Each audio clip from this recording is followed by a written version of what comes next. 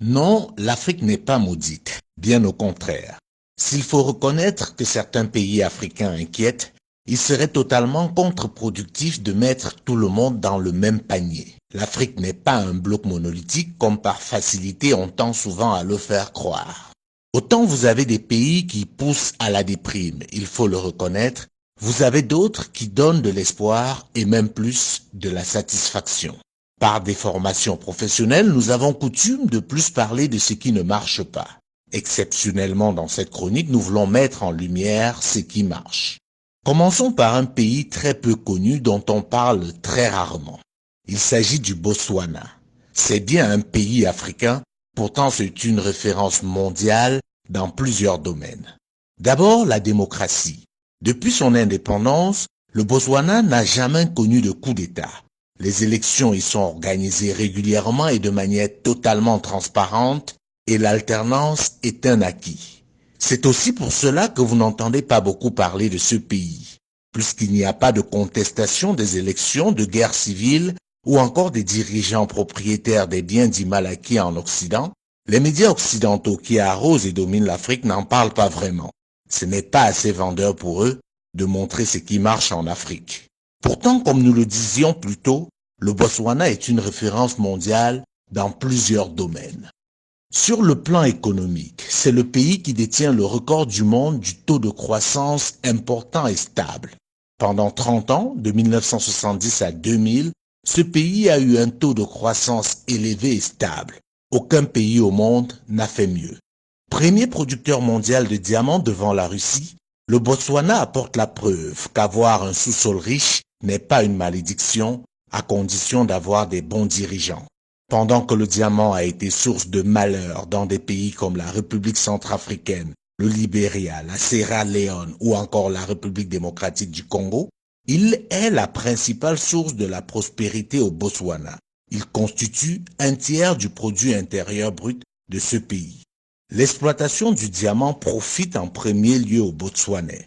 Le diamant du Botswana est aujourd'hui trié, taillé et vendu sur place. C'est le seul pays africain qui a réussi à imposer cela à ses partenaires.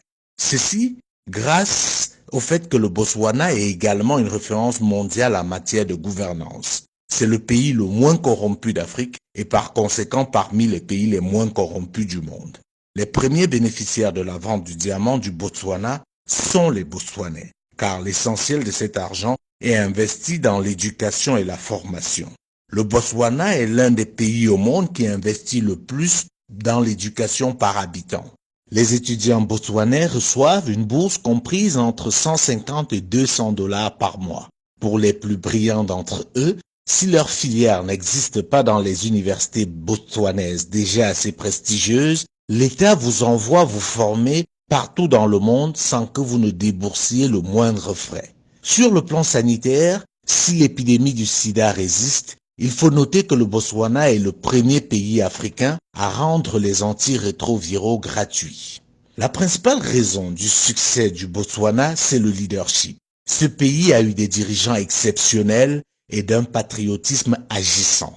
Le premier d'entre eux, Seretse Khama, mérite qu'on le connaisse, qu'on parle plus de lui et qu'on lui donne le rôle de modèle. C'est lui qui a imposé sa vision à ses successeurs, qui se sont alignés, chacun essayant de faire mieux que son prédécesseur. Oui, le Botswana est un pays africain, ancienne colonie britannique et aujourd'hui véritable référence mondiale. À côté du Botswana, on peut parler des pays comme l'île Maurice, le Cap-Vert, l'Éthiopie. Oui, l'Éthiopie, vous ne rêvez pas. Ce pays qui il y a encore quelques années était la honte du continent, dévasté par la famine, est devenu, grâce à ses leaders, une référence en Afrique et dans le monde. Bien entendu, dans cette liste, nous ne pouvons pas oublier de citer le Rwanda. Ces pays ont en commun le fait d'avoir eu à leur tête, à un moment donné de leur histoire, des dirigeants éclairés et soucieux de l'intérêt général. Ils ont aussi en commun le fait d'avoir su briser le lien colonial. Non, l'Afrique n'est pas maudite. Certains pays sont juste mal gérés du fait des dirigeants incompétents, complexés et corrompus. Malheureusement, ils sont encore très nombreux et par conséquent ternissent l'image de tout un continent, poussant certains Africains à la fatalité.